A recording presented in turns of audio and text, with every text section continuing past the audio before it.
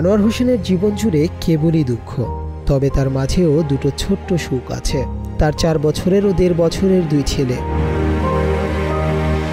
ওদের নিষ্পাপ হাসি যেন তার বেঁচে থাকার একমাত্র অবলম্বন, কিন্তু এই হাসির পেছনে লুকিয়ে আছে শত কষ্ট, অনিশ্চয়তা আর একরাশ আক্ষেপ। জন্ম থেকেই পথই আনোয়ারের ঠিকানা। জীবনটা কেটেছে ফুটপাতে, মানুষের ফেলে দেয়া খাবারে পেট ভরিয়ে, বৃষ্টিতে ভিজে আর রোদে পড়ে। এখনো সেই জীবন চলছে, পার্থক্য শুধু একটাই, এখন তার সঙ্গে আছে স্ত্রী সাথী বেগম আর 2 ছেলে। 7 মাস ধরে ঢাকা বিশ্ববিদ্যালয়ের মেট্রো রেল স্টেশনের নিচে একটা পুরনো চটের উপর তাদের সংসার। চারপাশে গর্জে ওঠা যানবাহনের শব্দ কিংবা উড়ে আসা দূষিত বায়ুই যেন তাদের দিনের শুরু আর রাতের সমাপ্তি। কিন্তু এবার ঈদ এসেছে, আর সেই ঈদই যেন আনোয়ারের বুকে আরও এক দুঃখের পাহাড় চাপিয়ে দিয়েছে। ছেলেরা নতুন জামা চায়, একটু ভালো খাবারের আশায় বড় বড় চোখে হতাশ মুখে বাবার দিকে চেয়ে থাকে। কিছু কিনা দিতে কিন্তু আমি পারি না, সময় করে রান্না করবো, অন্যায় পারি না, সময় কি রান্না করন যাব এনি থাকতে হইব পোলাপান। কিন্তু আনোয়ার জানে তার পকেটে ঈদের জন্য কিছুই নেই। এক মুঠো ভাত জোগাড় করাই যেখানে রোজকার লড়াই, সেখানে ঈদের খুশি কেবলই এক দুরাশা। মেট্রো লাইনে আমি ঠাই লিখছি আমার এই দুরাশা সন্তান লিয়া, কখনো খাইয়া থাকে কখনো না খাওয়া থাকে, তার তো শরমে আমি কিছু চাই না।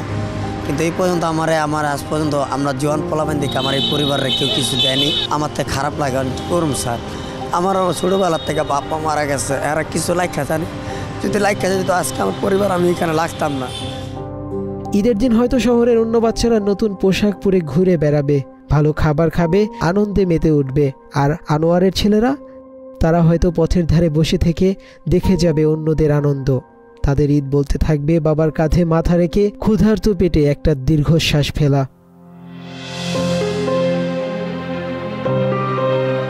The quality study on children's living in street situation in Bangladesh 2024 প্রতিবেদন অনুযায়ী দেশে 34 লাখ পথশিশু রয়েছে।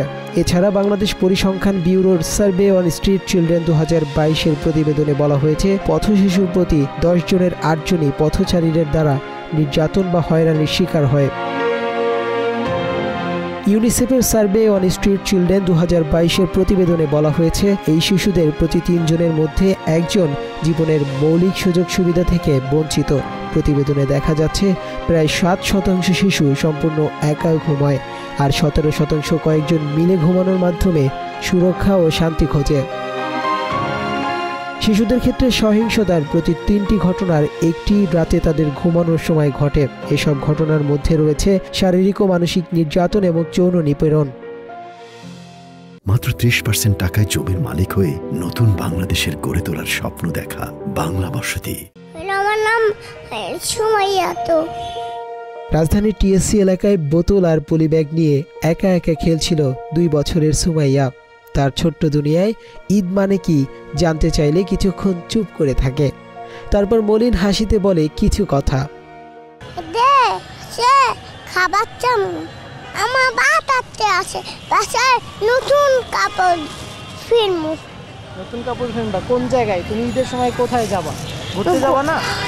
কোথায় যাবা ঘুরতে? নিয়া আমি পিৎজা খাবো। ঈদের দিন ওর কোনো বিশেষ চাওয়া নেই, নেই কোনো আনন্দের অপেক্ষা। অন্য শিশুরা যখন নতুন পোশাকে আনন্দে মেতে উঠবে, সুমাইয়া তখন ওই রাস্তাতেই দিন কাটাবে। এক মুঠো খাবারের আশায় মানুষের দিকে হাত বাড়াবে, আর পুরনো জামার গায়ে ঈদের নতুন স্বপ্ন এঁকে হাসবে। সুমাইয়ার সঙ্গে কথা বলার সময় দেখা হয় শফিকুলের সঙ্গে। ছেলেকে নিয়ে রাস্তার ধারে একটি পার্টিতে বসে খেলছিলেন তিনি। নিদারুণ অভাবের মাঝেও সন্তানের সঙ্গে হাসি মুখে খেলায় মেতে উঠেছিলেন, যেন মুহূর্তের জন্য সব দুঃখ দারিদ্র্য ভুলে গেছেন।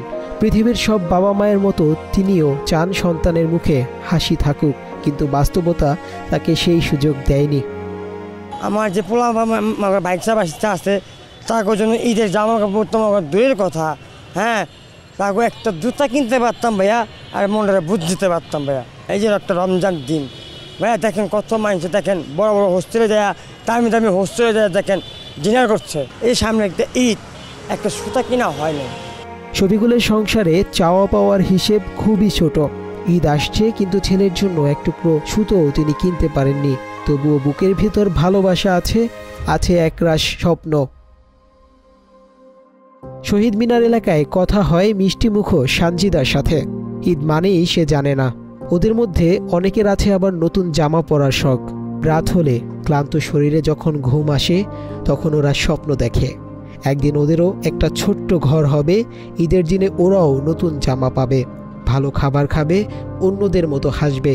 কিন্তু বাস্তবতা জানে সেই স্বপ্ন এখনো বহুদূর। পথচারীরা বলছেন ওদের জন্য সরকারের পাশাপাশি এগিয়ে আসা দরকার সমাজের বিত্তশালীদের। নতুন বাংলাদেশে ঈদের আনন্দ হোক সবার, এমন প্রত্যাশা তাদের।